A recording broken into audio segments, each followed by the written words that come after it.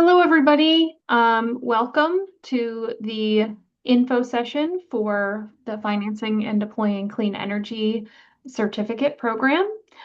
This is an online certificate. It's fully online.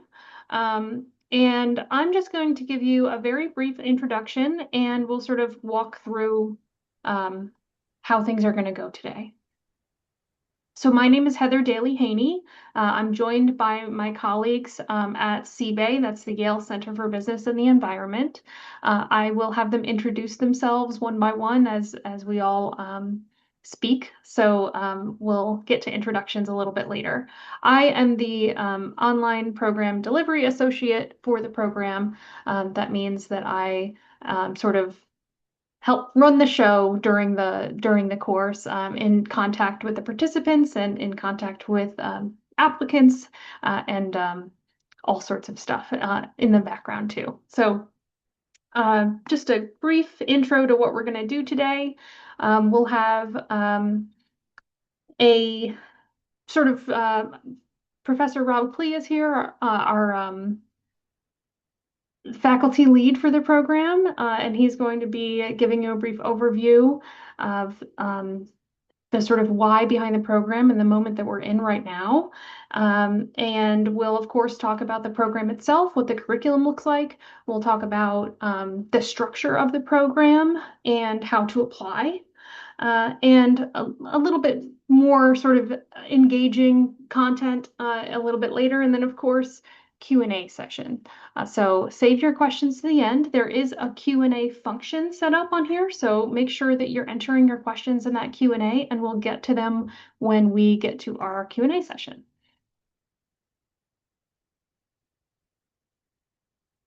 So this program was developed by CBAE. As I said, that's the Yale School of Business, that's the Yale Center for Business and the Environment, which is a joint initiative between the Yale School of Management and the School of the Environment. So being housed sort of between these two great schools, and there's powerful networks in between them, we are in a really fortunate position to engage with lots of wonderful faculty, alumni, external partners, and we have just a wide variety of expertise and perspectives for this programming. CBAE has been around for over 15 years. Our mission is to educate and inspire interdisciplinary leaders through pioneering business solutions to systematic environmental problems. So all that to say, there's a lot of urgency around this issue, and I am now going to introduce Dr. Rob Klee. As I said, he's the faculty lead for the program. He's also the instructor for the Clean Energy Policy course, and I'll let him introduce himself a little bit more. So he's here to talk to you about sort of the moment we find ourselves in and why the FDCE program is so relevant right now. Take it away. So, hi everyone. Heather, thank you for that intro. Nice to see you all virtually. So, I'm Rob Klee. I'm a senior lecturer here at the Yale School of the Environment.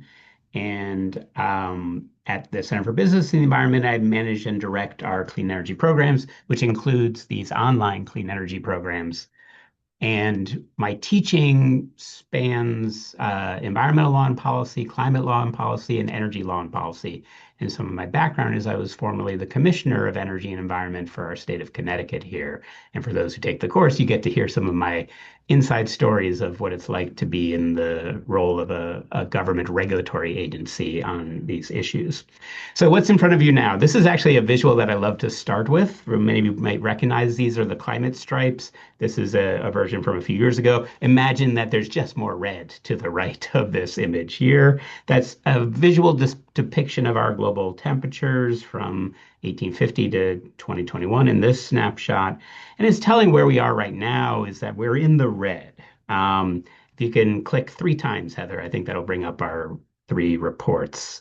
And the world scientists have figured out that yes, we're in the red and have accumulated knowledge over the course of years, most recently with their comprehensive look at the climate system from the physical science basis to the ways it's impacting us and synthesized finally in 2023 The punchline, which many of you may already know, is that it paints a pretty stark picture where the science is currently. Climate change has already begun, it's already impacting us, and the finger pointing is to us. We are the cause of this dramatic change, and our cause is that gargantuan output of greenhouse gases that is causing all of the climate chaos we're currently seeing and the climate crisis we're having to manage. The takeaways are that we need to actually do something quickly to try to turn the tide on what is a global challenge in terms of greenhouse gas emissions, which is part of the reason why we have this program and why we're so excited about everyone here who's on this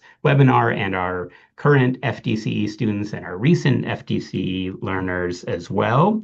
Because, and no offense to my current, students here at Yale, they have a little while to go before they finish our program, whether they're in college or whether they're doing a multi-year master's program, et cetera, and before they get to positions in the world where they can affect change. We can't wait that long. We actually need you, all of you who are on this call, who are in those positions right now and who can take a course like ours and leverage the information you learn here with us, literally in your day-to-day work, the day-to-day things you're doing. And to us, that is some of the most meaningful and impactful stories we hear. And it blows my mind, actually, every time I hear it. I do hear it more often than you would think that someone has one of our online sessions or sees something in one of our online content videos, and then he uses it that next day, that next week, a few days later. To me, that is that real-time impact where we're empowering you with knowledge, information that you can just go off and use today. And I don't have to wait till you graduate 2 years from now, or if you're an undergrad 4 years from now, et cetera. And to me, that is what's really exciting about this program. But next slide, please, Heather. The why now. Um, 10 years ago, which is 10 plus years ago, frankly, which is a little hard to imagine, the world got together, 197 countries in France, Paris, the Paris Climate Accord, and agreed that we were collectively as a planet going to try to hold that increase in greenhouse gases and the global average temperature below 1.5, well below 2 degrees, aiming for 1.5 degrees as part of what we'll talk about in the world of policy negotiation and compromise in language that happened there. But how we're going to do it can be confusing, and there's a whole bunch of ways we can get there. Um, and we need to get there quickly. Next slide, please, and hopefully this one works. It does. I am sometimes impressed by GIFs, probably more so than I should be. But this is one that is showing that we are actively warming the planet. The 10 hottest years on record have been the last 10 years. 2024 was the warmest year. 2025, when the numbers come in, will probably be a top 3 warmest year, so not quite as bad as 2024. And this is our unprecedented warming that we're seeing and the challenge we have. Next slide. So you might guess I'm actually a fan of the quantitative display of visual information or the visual display of quantitative information. Reverse that.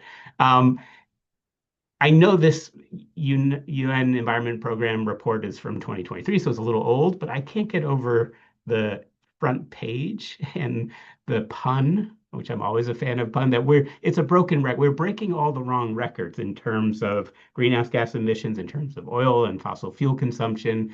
And those are not the types of records we want to keep breaking. And the melting record and turn to its little old school is a little, yeah. It's why I will keep using this one until it feels like I've gone way too far past 2023. But again, this is our story. How do we fix these broken records and get us on a more sustainable pathway? Next slide. So, according to the International Energy Agency and their net zero by 2050 report, which came out a couple of years ago, we're going to need up to $4 trillion a year of investment in the global clean energy system by 2030. As a benchmark, that's about 4% of the world's GDP invested in a clean energy system.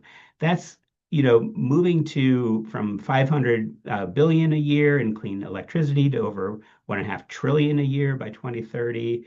That's about increasing our investment in distribution grids and transmission grids. The electric grid is going to be a key part of that. So we're going to need to invest from currently around 250 billion a year to almost a trillion a year by 2030. EV charging infrastructure, another element of that clean energy transition, and so on and so forth. How does that compare to where we are now? So next slide. we're actually improving and we're seeing particularly at the global scale, and we can talk about this, we will talk about this together, the influence of China and the now increasing influence of China on the global scale. We're seeing a steady growth and record growth in the global energy transition and investment in clean energy and the necessary grid infrastructure and transportation infrastructure that is required for that transition. So if you notice, we keep breaking records, and now 2025 at $2.3 trillion invested is a positive record breaking. So I don't have my good visual of that yet. So these are some of the good records we're breaking that balance the melting turntable that you saw earlier from the United Nations Environmental Program. So we're more than halfway to there on. So I'm going to be glass half full today about on this investment and the needed investment. We're on at the midpoint of this critical decade, the 2020 to 2030. We're now over 50% of the goal. We need to get to that sort of $4 trillion a year by 2030. Next slide as well breaks it down a little bit. Looking back at our recent history, this has been, if you look at this, goes back to 2005, that 2020 timeframe, and yes, there's a pandemic and other things happening. You can see the steepening of the curve, that sort of exponential growth here. And next slide. That's where we're seeing the speed of change in critical sectors like solar additions and share of sales of electric vehicles and the growth in deployment of batteries is beating all the experts' trends. And the sort of experts don't love projecting things on exponential growth. They're much more small c conservative on the growth of these sort of new technology. But these particularly the clean tech, electro tech technologies, are this wonderful hybrid of smartness, the technology part, and clean part. And they can move at speeds that we're now seeing that's more like the curves that you see in like cell phone adoption or other sort of, speeds of, computer chips, et cetera, because they're leveraging those things to increase their deployment at speed, particularly in places like China, but also in the US. Next slide. Policy can be an important amplifier of those capital flows. And our recent history in the US has included things like the bipartisan infrastructure law, the Inflation Reduction Act, a real sort of investment in this clean energy, clean technology space. That again, you can see that sort of rapid growth from 2018 into the 2024, 2025 timeframe where the Rhodium Group and others have sort of modeled and sort of tracked all those clean energy investments. And they were dramatic right up until this past year. And they were spread all over our country. They were in all of the red and the blue parts. That's what the map on the side there says. And that's an indicator of why and how this clean technology, when deployed, is cheaper, better, faster, and more reliable than a lot of the other technologies it's replacing. And in some ways, it feels inevitable, in a good way, inevitable, that it's going to long term win out, particularly against its competitors that have to pay for fuel. If you're not paying for fuel, once you build most of these technologies, they then run, and they run on things that are free, sun or wind. And so once that initial investment is done, and those investments initially get cheaper and cheaper with technology, with advancements in manufacturing systems and the like.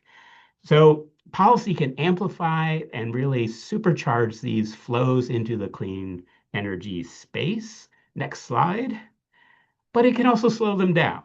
And that's where we're in this very interesting moment, particularly in the US, which is antithetical, frankly, to where most of the world is moving. And that's going to be a lot of our conversation in the Financing Deploying Clean Energy program, recognizing our cohort comes from around the world, those sort of interesting insights that we have about what's happening in the US, what's happening in Europe, in Africa, in Asia. And we can all bring that together and say, what are the best ways? I'm very into policy from a policy perspective that these can happen. Uh, this we can take those learnings from around the world and see what's possible.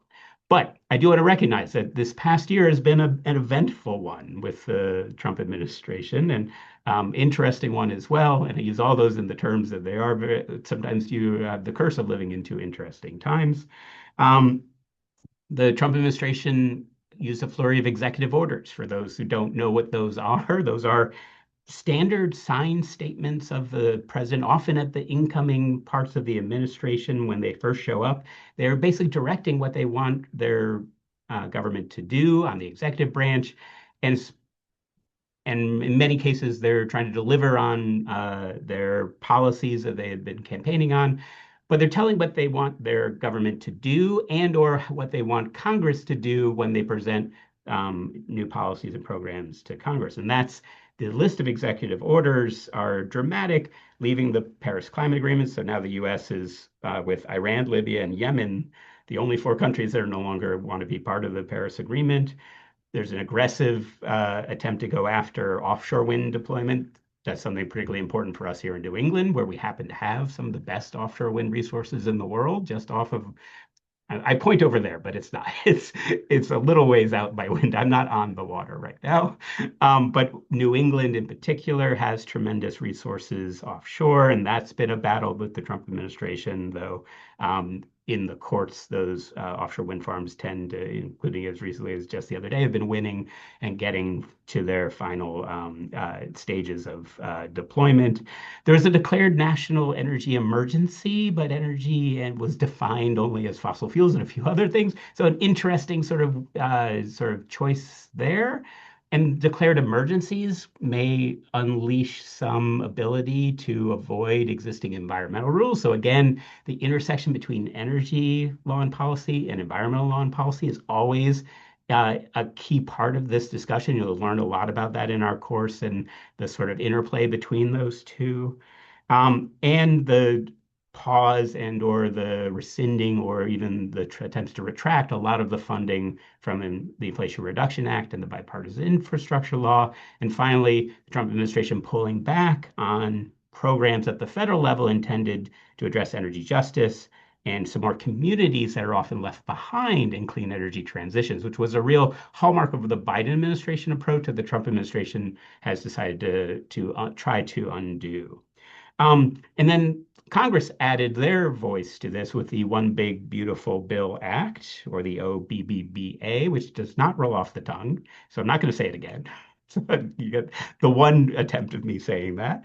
And it was designed to undo a lot of the Inflation Reduction Act incentives, particularly for wind, solar, and electric vehicles, but retained some interesting incentives for battery storage and geothermal and nuclear, particularly on the federal tax incentive sort of world.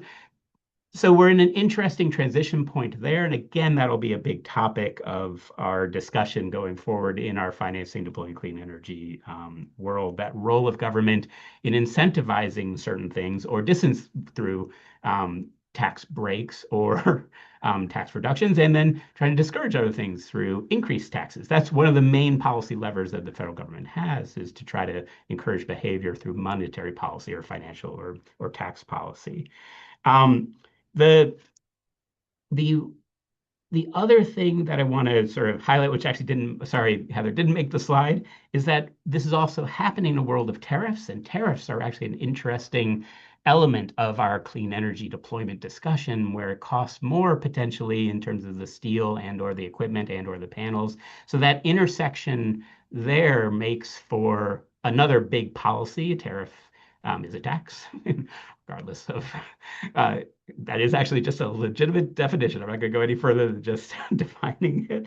Um, the This will be another part of that conversation of how the US in particular is engaging with a global supply chain for this clean energy technology. And that's another area of real interest of policy, is that making it easier or harder to access the world's deployment of this and production of this technology.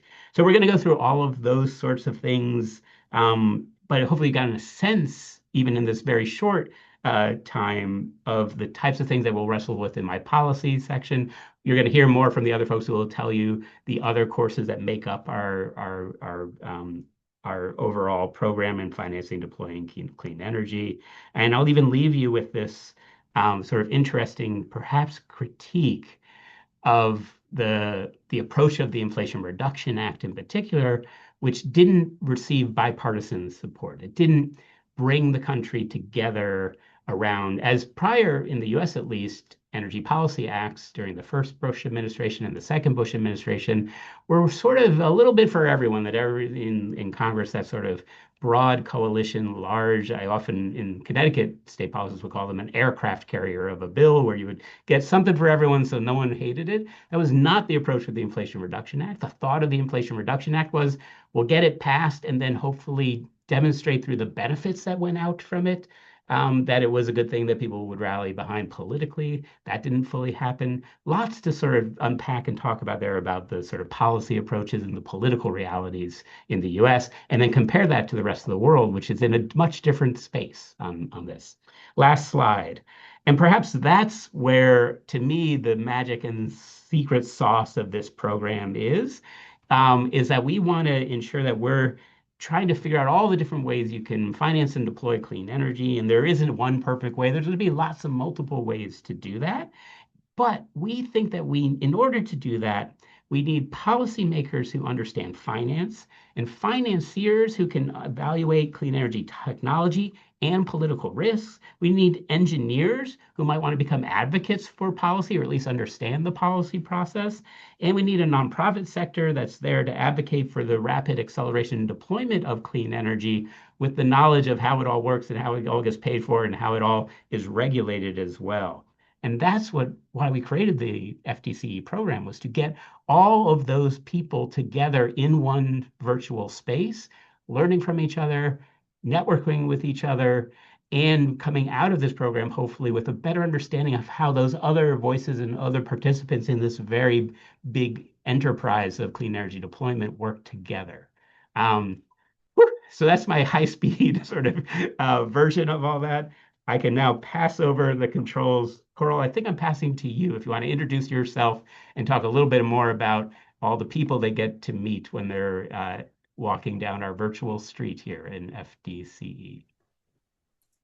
Thank you so much, Rob. And thank you to all of you who are here just considering embarking on this learning journey with us. My name is Coral Bilecki. I'm the online programs director at the Yale Center for Business and the Environment. So I steer the strategy for our online programming and also helped build the Financing and Deploying Clean Energy Certificate program.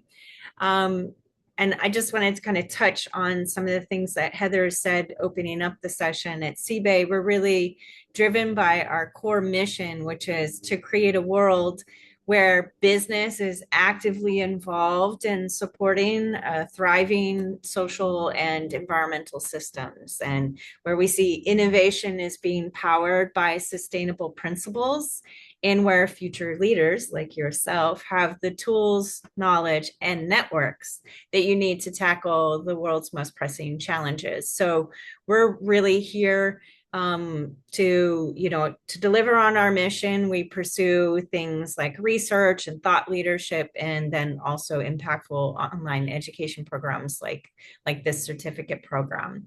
And we're really thrilled to be able to tap into a powerful network. These are the folks, just a small sample of the folks who are involved in bringing this program to life, who have developed the curriculum, who you'll be engaged with during the program. We have world-class Yale faculty. We also bring in industry experts. And then, of course, there are your fellow learners in the cohort.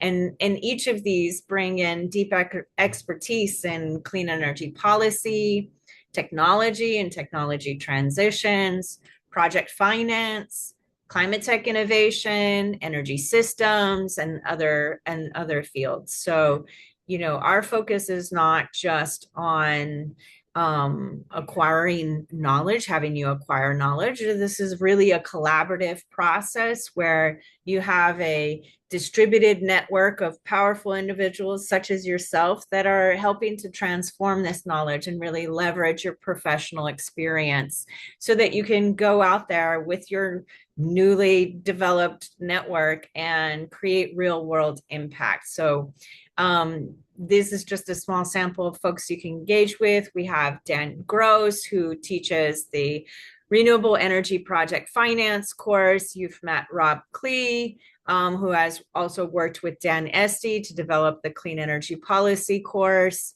You can see on here Richard Kaufman, who is the lead instructor for the innovation course. It comes at the end of the program, but not featured here is also Jahi Wise, who is going to be the co-lead of the innovation course this year. That's one thing. When you're working in this space, the curriculum, it needs to stay updated. There's a lot of changes. So our curriculum gets updated every year, and we're bringing in new experts every year. And so I hope that you can really benefit from having that foundational knowledge and key concepts, that fluency across different concepts in policy and technology and finance. And then also really hear what it's like on the ground to see this stuff implemented, and what are those challenges that we're having, and what's the reality of how this work gets done, and how can we do it better. We're not here to deploy perfect solutions. We're here to deploy good enough solutions fast enough and just keep iterating and get better at this together. So really excited to have you be able to tap into a network like this. Heather, you can skip forward. So sorry that the formatting looks a little wonky here on this slide, but speaking about our curriculum, so our program is designed so that we have some foundational courses in finance as well as energy, and those will give you the fundamentals of things like net present value, or like what are the units for the measure of energy, and what's the difference between energy and power. And this is really to help folks who don't necessarily have a strong background in all of these concepts, to get those fundamentals underneath you, get you warmed up for learning online. And then we dive into our core courses, which include the Clean Energy Policy course, the Technology Transitions course, a Renewable Energy Project Finance course, and then Innovation course. And each of these courses is designed by and led by different faculties. So they're a little bit different in their delivery style, but it's our job at CBAE, and my job specifically, to help integrate concepts across these courses as well. So this is just a small illustration of what that looks like. So you might, in the foundations course, learn about the basics of efficiency. And then when you get into the Clean Energy Policy course, you're going to be looking at policy tools and how utility business models and challenges, like what do efficiency programs look like in that world? And then when you get into the Technology Transitions course, you're really looking at energy systems and thinking about different efficiency interventions. Nerissa Marau has really wonderful lectures on this. And then when you get into the project finance course, you can really start thinking about, okay, like what is it going to cost to deliver on a program like this, and map that out. And then when you get into the innovation course, you can really start applying, although we really encourage you to apply concepts as we go through the program.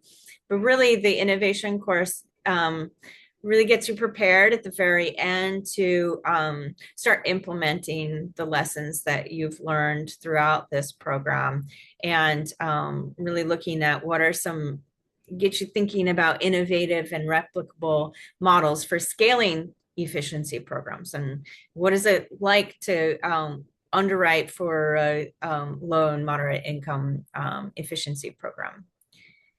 Next slide. So what does this look like on the day-to-day? Every Monday, you're going to be released a new module or week's worth of content, and you're going to spend about 5 hours a week on this program. You will watch about an hour to 2 hours of pre-recorded lecture videos, and that's not all in one big chunk. We've broken it up into 7 to 10 minute segments, and then integrated that with a few assignments or engagement activities. So you'll spend about 2 to 3 hours, more like 2 hours, week on these engagement activities. They could be short quizzes, you could have readings assigned to you, and those could be white papers, they could be newspaper articles, they could also be peer-reviewed journal articles. So the reading is really diverse there and help you build those analytical skills as well, and reading comprehension skills. And then there's also some short assignments and some long assignments. So in the clean energy policy course, for example, the long assignment that you spend your 8 weeks of the course working on is developing a clean energy a policy recommendation. And so we'll give you the tools to help you. For many of you, this will be your first time writing a policy recommendation. We'll give you some tools for crafting that. You will go through a peer review process, you'll get feedback, and then there are some frameworks that you can apply to kind of evaluate your policy recommendation and then craft your final version. And then we also spend 1 hour a week on Thursdays, midday. And of course, this is Eastern Standard Time. So if you're in other time zones, be aware of the time zone difference. 1 hour every Thursday on Zoom together. And this is an excellent time for you to engage with the others in your cohort, with the faculty, with our guest experts that we invite to those sessions. So this is like your live class, and the topics are very complementary to the content that you see on the platform. And this is one way in which we can keep the materials fresh, and we can talk about really what's going on and what are the latest challenges out there in the industry. So that's what 5 hours a week means. And that can look different for everybody, right? So if you're really a numbers person and you're in the policy course writing your first policy memo, that might take you a little bit longer. So I highly recommend you take a look at the curriculum and see what topics we cover. You can download that from our website, and you can see what we're expected to cover in each of the courses, and in fact, in each of the weeks. And of course, we have tons of other like optional resources and additional content. So you really could dive in deep if you wanted to and spend more than 10 hours on the content, or you can download it and save it for later. Next slide. So to help you map out what that looks like, we start the program with a 1-week online orientation. And that is a Zoom session midday for 3 to 5 days. The orientation schedule will be shared closer to the start of the program. And that's really designed to inspire you, to inform you about what you're getting yourself into, what comes next, and really get you connected to one another. We have icebreakers, really highly engaging. We set our priorities for the year. You set goals for yourself. We set norms for the cohort. And then we get into the energy foundations, where you learn fundamental concepts in energy and you work independently on that. That's asynchronous. You're just given the course and some time. You work through some of those assignments, get yourself warmed up. And then we get started with our core courses. Our core courses are 8 weeks long. And that is a policy course, a technology transition course, and that really brings us up to December and the end of the year.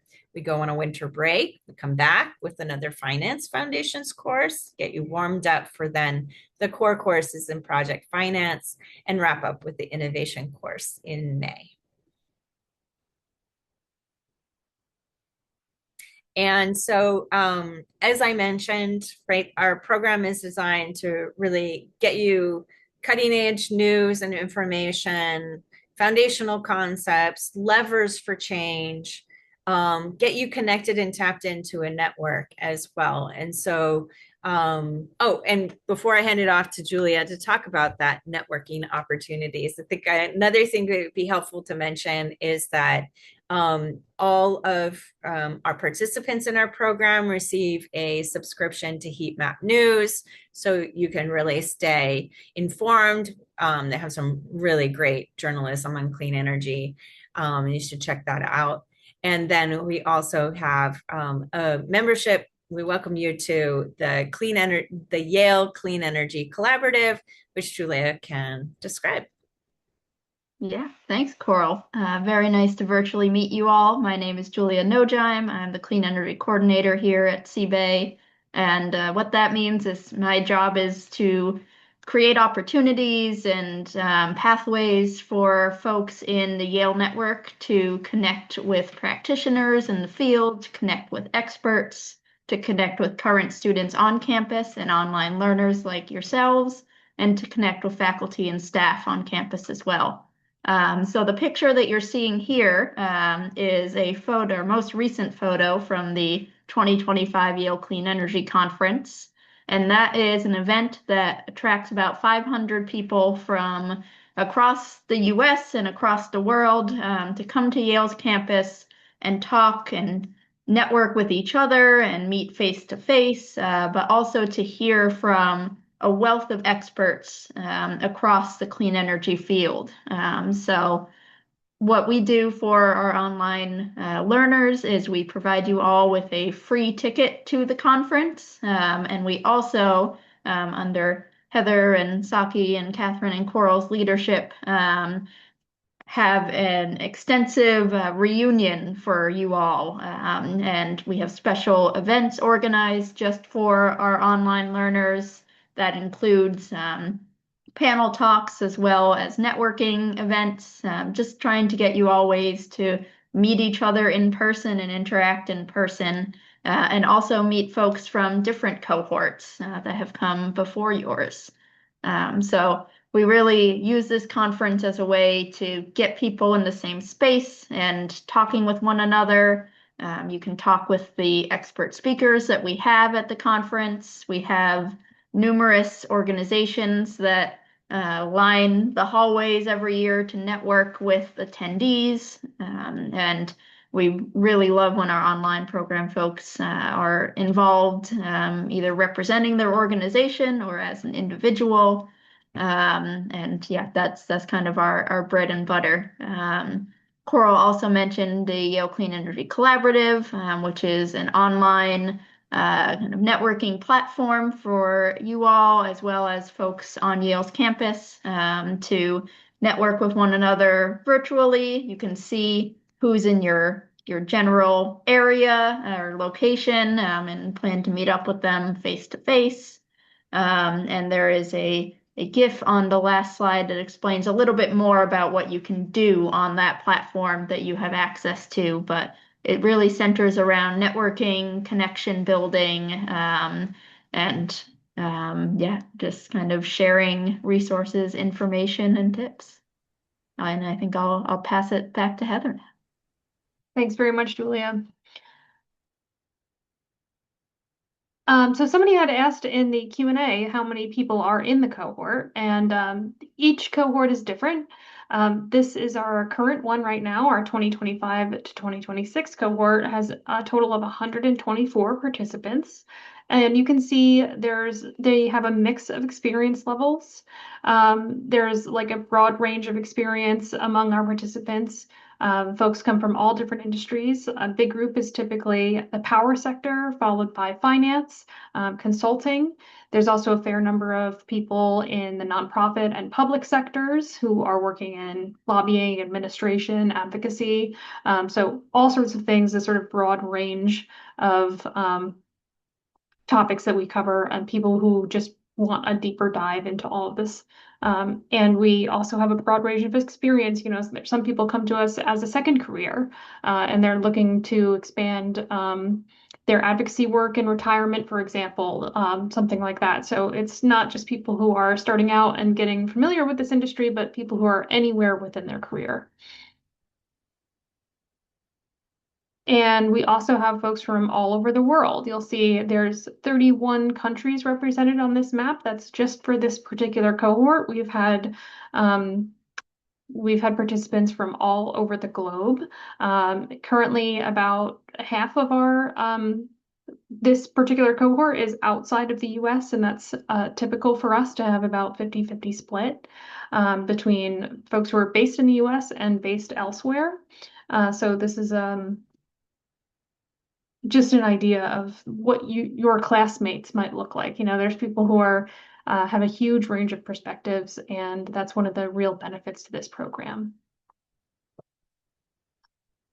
So quickly, I'll go through the application process, which many of you may have already started or finished. So you will go to our website. You'll see it's cbay.yale.edu/certificate, and you'll find this Financing and Deploying Clean Energy site where you can learn all about the program. You might see the menu either on the left or on the top for you, but you can find all of these sort of headings. And you can click apply to the certificate and you will get straight to our application portal. You will see a pop-up once you click that, and that will get you sort of signed in and like signed up for our portal, which is called Yale Glass. And that will have you sort of walk you through an authentication experience. You'll have to sort of get logged in and signed up to the Yale Online portal, and then everything will be housed there. All of your application information, you can start an application and get back to it once you have a login. So you can sort of take your time filling out that application as long as it's completed by our deadlines. And you'll see, once again, you'll have to sort of click once you get here. The Financing and Deploying Clean Energy program is where you will get to once you get to that Yale Glass portal. And again, clicking this apply button here. So hopefully this will look familiar to you once you get logged in and you can sort of explore the website, but just make sure you're going to this Financing and Deploying Clean Energy sub-site of the portal and then clicking apply. And here is sort of what the certificate looks like at the end of the course. So at the end of the entire program, after completing all of the core courses, you will receive a certificate of completion. And it will say the Yale School of the Environment and the Yale School of Management.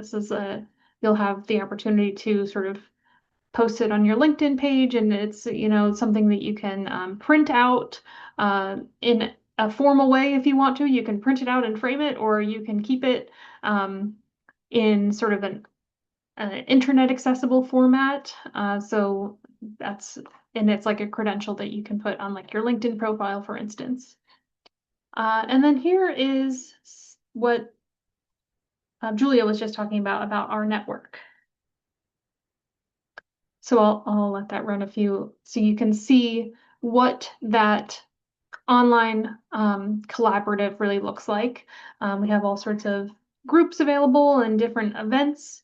And you can see, once again, you can see what our network looks like there. It's a huge map of people all over the world, and you can connect with folks that way. What is the due date for submission? Great question. This is not on my slideshow, but I will stop sharing right now and we'll sort of jump right into Q&A. So anything that I forgot, I'll be able to answer in your Q&As here. So one person said, what's the due date for submission? That's of course very important. Our priority deadline is March 29th. And what priority deadline means is that you are guaranteed to be considered for any of our tuition discounts if you are submitting before that deadline. And the non-priority deadline is April 20th. So if you miss that priority deadline, you won't necessarily be able to be considered for any of our tuition discounts. However, you will be guaranteed to have your application reviewed as long as you submit by April 20th, I believe. Correct me if any of that was unclear, Catherine. Okay. Catherine is our admissions administrator. And so if you are contacting the CBAY admissions team, you will likely be in contact with her, myself, and or Coral. And we are often answering your tuition, your questions about applications. So Heather, I'm happy to jump on Samantha's question about the whether this would be applicable for someone interested in critical minerals policy. Yeah, so that's an interesting growing area. It's that intersection in many ways of traditional sort of environmental law and policy about how we're, extracting things or permitting things or et cetera, and those foundational building blocks of the sort of clean energy system. So this is the type of thing that may come up in, either live session. I'm not sure if we currently have any recorded content specifically on critical minerals. I don't think so. But it's also something that if you're interested in, that's a ripe topic for the policy memo that you're doing that deeper dive there as well. But it also probably comes up a bit in the technology side too. So the answer is that yes, this is part of the energy system, so it'll be in the mix.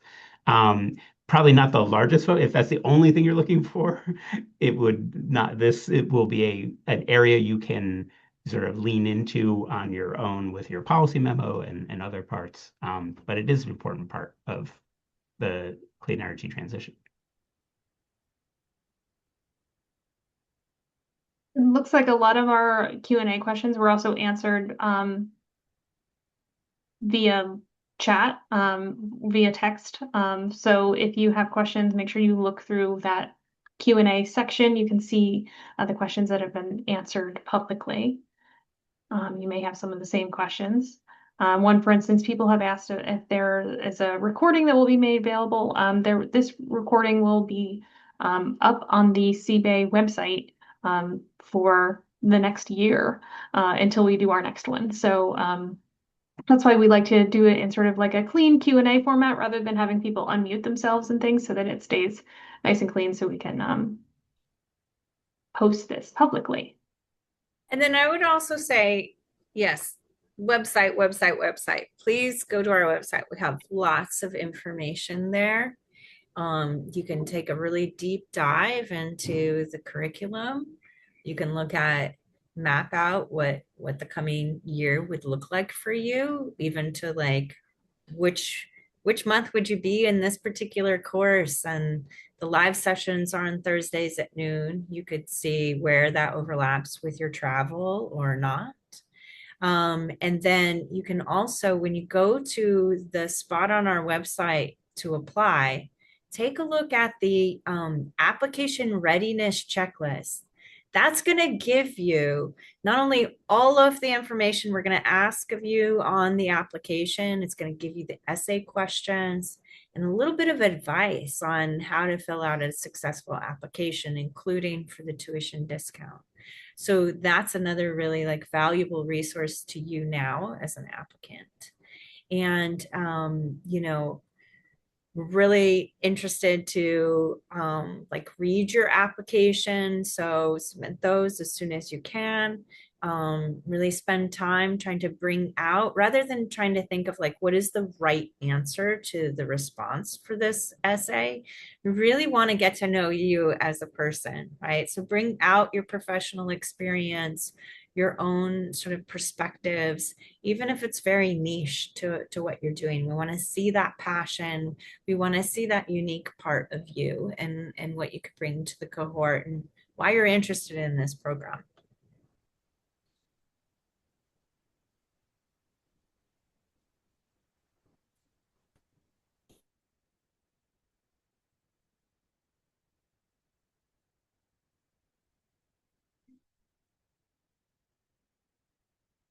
So we have a question from Pavan there on in the project finance course, and if it would prepare you to be a developer or a finance professional.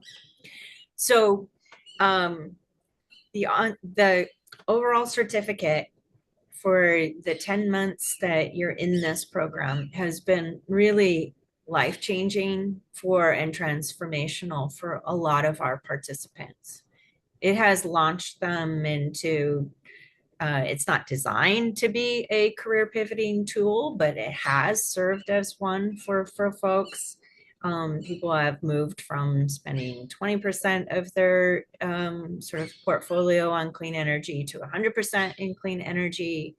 And they've been really able to like launch new initiatives in their in their work. And so, this is something that has been very helpful and designed to be impactful and implementable right away. We do have a really terrific project finance course. It's 8 weeks. So in 8 weeks, you're not going to become an expert in any particular topic, but it's going to give you very useful skills on how to build a balance sheet. What does, what does credit, like how can loans actually improve your return on investment? How do you account for resource variability in your financial model? And you're really going to build that balance sheet. We give you a very basic template, and you're going to build that week to week. So it's very helpful, but it's not going to make you an expert in that. But it is going to illuminate for you where your skills gaps are. It's going to help you be conversant so that you can ask the right questions and connect with and collaborate with others. Much of this work is collaborative. And so being able to know who you need to connect with and how to ask questions with them and converse on their area of expertise is a really helpful skill to have. If you're interested in becoming a developer, yes, the FDCE program is really helpful, but we also have another online certificate program in clean and equitable energy development. And that program teaches specifically, demystifies the development process. So what are the steps towards developing a clean energy project, including siting, community benefits agreements, and community engagement, and that sort of thing. And it's also coupled with an energy justice course so that you can really integrate energy justice principles and approaches to each of those steps. So those are the primary differences between these two clean energy certificate programs and whether or not it's applicable to developers or financial professionals. I hope that answers your question, Pavan. Thanks, Coral.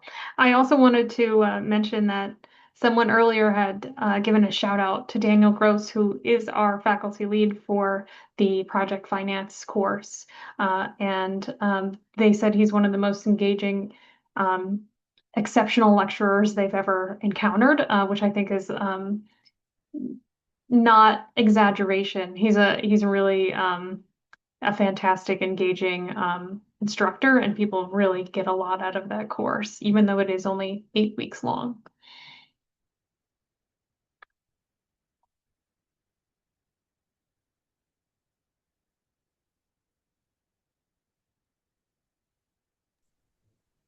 Will there be any information sessions with alumni or other avenues to connect with recent alumni and learn more about their experience? What a great question. We have some Ask Me Anything events coming up, which you can find on our webpage, maybe even where you signed up to get to this informational webinar. You will find on our important dates and events page, there are 3 upcoming sessions, and those will actually be with, there may be some program alumni, but there are also some program ambassadors who are in the current cohort who can speak to their experience. Right now, they're going through the project finance course, so they are about nearly 3/4 of the way through the program. They're like 2/3 of the way through the program.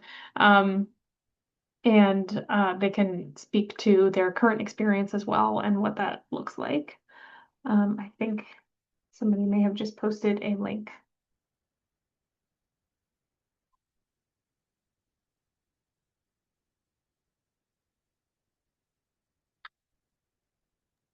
Those are February 11th and February 20. Well, I was going to say 29th, but that's not a date. February 11th, March 11th, and I think February 26th is the other one. Don't quote me on that, but check the website.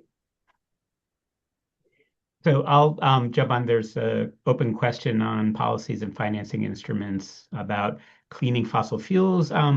So yes to some carbon capture and storage, and sort of thinking about that as part of both technology and the sort of policy discussions.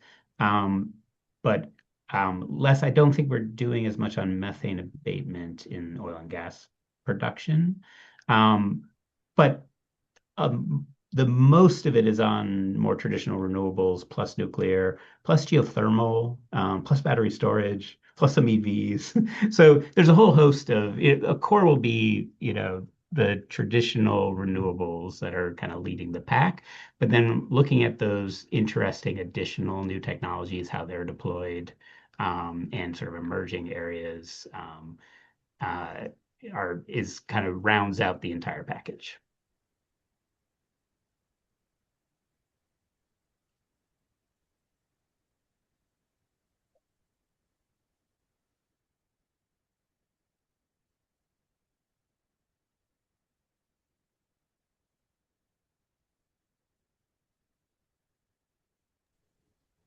There's a question about minimum amount of experience required.